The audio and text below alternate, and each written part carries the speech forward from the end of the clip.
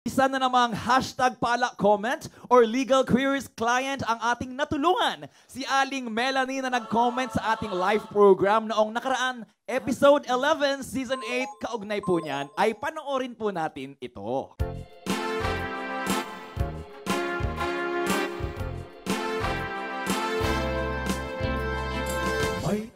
Yes. Enok, si Melanie Esquivas Bergonyo. Ayan, may Facebook link. Baka matulungan niyo po ako.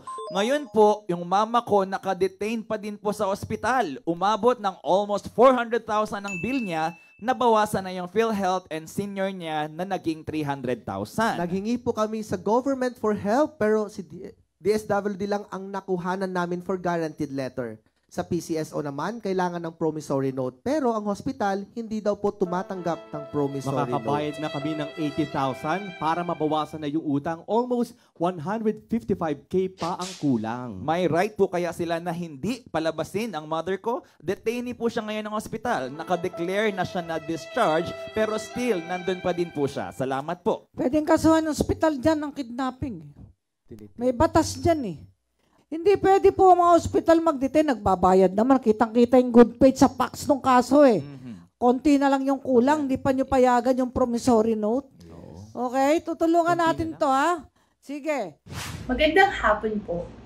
Upon instructions ng aming butihing Chief Public Attorney, Persida V. Rueda Acosta, kami po dito sa Buago, Pampanga District Office ay nakapagbigay ng legal assistance sa isang pasyente para siya ay makalabas o ma-discharge sa isang hospital.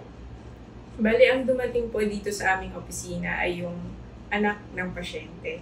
In-interview po namin siya at ayon sa kanya ay binigyan na ng clearance yung nanay niya para makalabas sa ospital.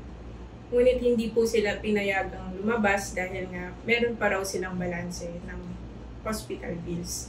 Kaya naman po, sinulatan natin yung hospital dahil alam naman po natin na walang sapat na basehan yung hindi nila pagpayag na ma-discharge ang pasyente. Ayon po sa kliyente, matapos daw pong matanggap ng hospital ang sulat na ginawa ng Public Attorney's Office, agarang pong prinoseso ang paglabas ng kanyang ina. Kami po ay patuloy na nakikiisa sa aming Chief Public Attorney sa pagbibigay ng mabisa at agarang serbisyo sa ating mga kababayan.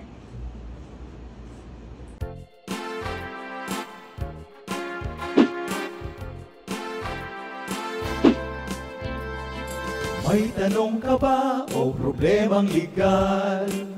Huwag ka nang mag-alala.